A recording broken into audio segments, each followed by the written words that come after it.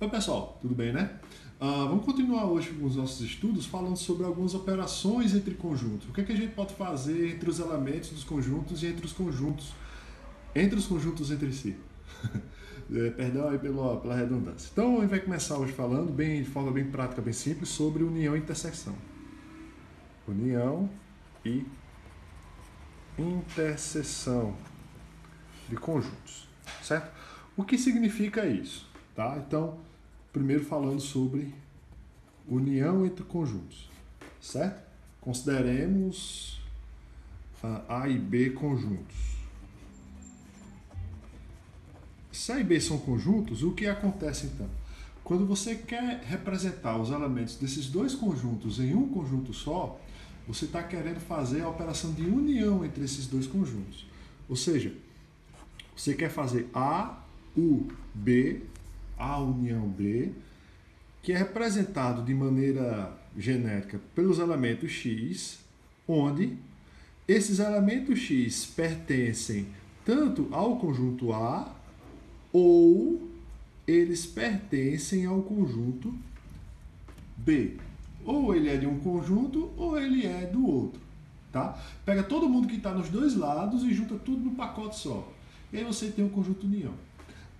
Duas observações.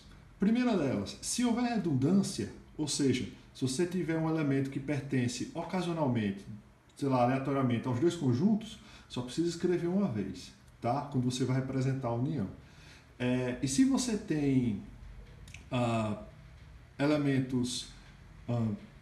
acho que é só isso, tá? Se aparecer alguma outra observação, a gente fala aqui, tá? Então, se você tem dois conjuntos, você representa a união dessa forma, tá? Então, bem simples, bem prático, tá? Sem muita neura. Esse X, que vai pertencer à união, ele é tanto elemento do conjunto A, ou ele pode ser elemento do conjunto B. Esse ou é um ou outro, tá? Ok? Beleza. O segundo tipo de operação que a gente vai falar agora, nesse vídeo, é a operação de interseção. Ou intersecção, né? Em algumas outras literaturas. Se A e B são conjuntos,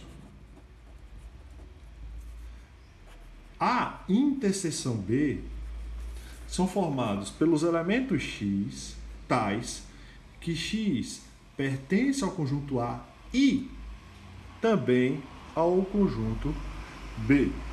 O que isso quer dizer? Qual a diferença na prática entre união e interseção? Apenas os conectivos, que a gente chama aqui, né? Ou e I.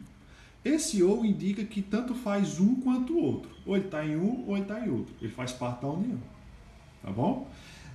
Interseção, ele tem que participar dos dois ao mesmo tempo. É isso que diz o conectivo I. Esse elemento X que vai fazer parte da interseção, ele tem que ser elemento tanto de A e de B também. Tem que participar dos dois conjuntos. Vamos fazer alguns exemplos aqui para a gente entender essa ideia. Exemplos. Vou tomar aqui um conjunto A, de elementos A, B, C, D.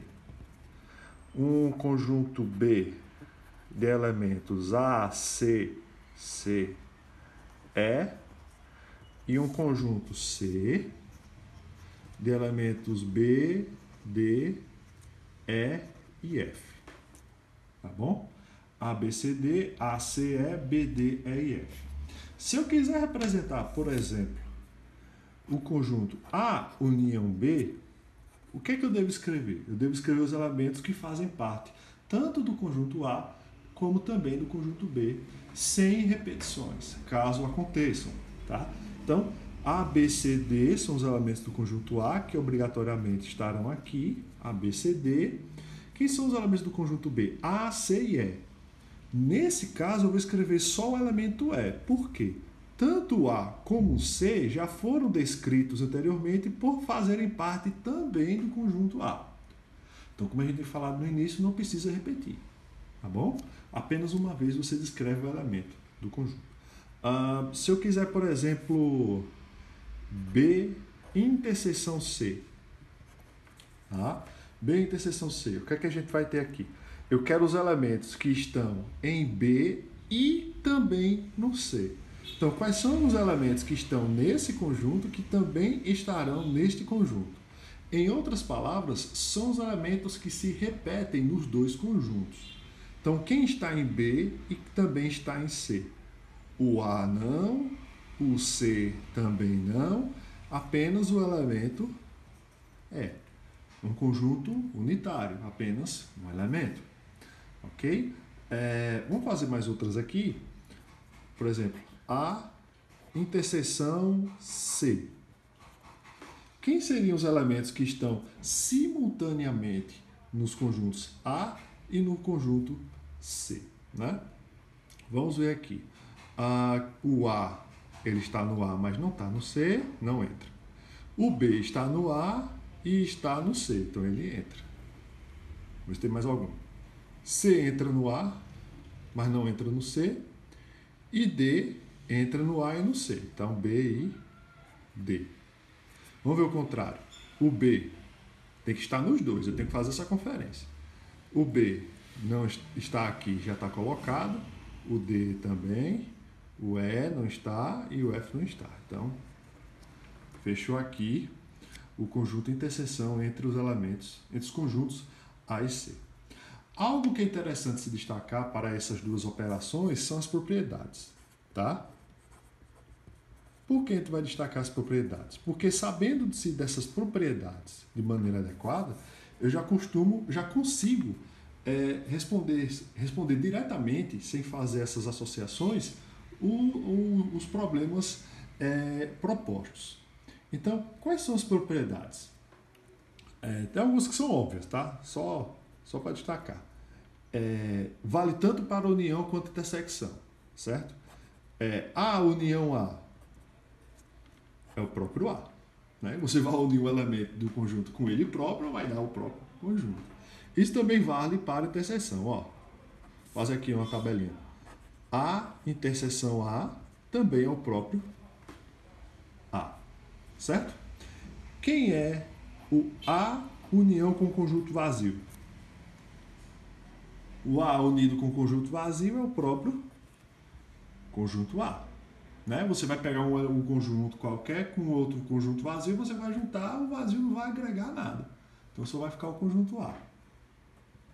Agora, quem é a interseção com o conjunto vazio?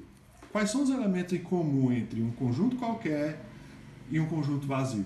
Se o conjunto vazio não tem nenhum elemento, então não tem nenhum elemento aqui que pertence aos dois, uma vez que o conjunto vazio não tem elemento dentro dele. Então, a intersecção, quantos elementos tem dentro do conjunto A e um conjunto vazio? Conjunto vazio. Tranquilo? A união B é a mesma coisa que B união A. Tá? Outra coisa também, A interseção B é a mesma coisa que B interseção A. Certo? Vamos ver um exemplo aqui do que a gente fez anteriormente, ó. Vê só, ó aqui. A gente fez B interseção C, que é... Se a gente fazer C interseção B, será que vai dar alguma coisa diferente de E? Não, né? É o próprio E novamente. Tudo bem? Então, tanto faz você ir quanto voltar. Tranquilo? Tanto faz uma coisa como a outra. Você vai ter o mesmo resultado. E aí, por fim, nessas propriedades, a gente tem a propriedade associativa, que diz assim: quando você tem mais de um conjunto nessas operações, A união B união C, isso é igual a quem? A união B união C. O que isso quer dizer na prática? Isso quer dizer o seguinte: quando você tem vários conjuntos, você quer saber a união de todos eles, essa propriedade me permite que eu faça em 2 e 2 em separado, e aí eu pego esse resultado em separado e faço com quem vem depois, com quem é o seguinte na sequência. Mais ainda, essa associação independe da ordem, ou seja, eu posso pegar os dois últimos, e fazer com o primeiro, ou posso pegar os dois primeiros e fazer com o terceiro. Tanto faz como você faz isso, tá?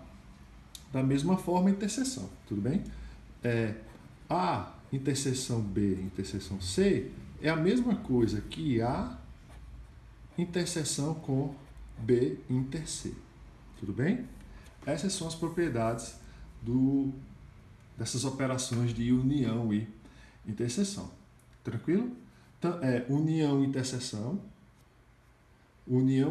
com vazio, união e interseção comutativo e união e interseção associativa.